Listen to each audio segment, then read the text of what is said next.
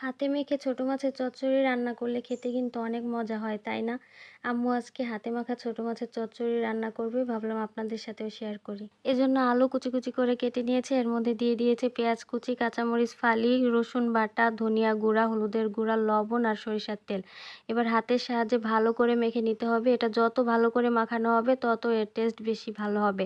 অল্প একটু নুন হলুদ দিয়ে মাখিয়ে রাখা চাপিলা মাছগুলো এর মধ্যে দিয়ে আলতো হাতে একটু মাখিয়ে সামান্য পরিমাণে পানি দিয়ে চুলায় বসিয়ে ঢাকনা দিয়ে কিছু সময় রান্না করে নিয়েছে। এই পর্যায়ে আলুটা অনেকটাই সেদ্ধ হয়ে গেছে। এখন কয়েকটা টমেটো কেটে এর মধ্যে দিয়ে দিয়েছে। টমেটোটা এখন দিলে আর গলে যাবে না, তাই এখন দিয়েছে। আর দিয়েছে ধনিয়া পাতা কুচি ওপর থেকে ছড়িয়ে দিয়ে এবার ঢাকনা দিয়ে আরও কিছু সময় রান্না করে নিয়েছে।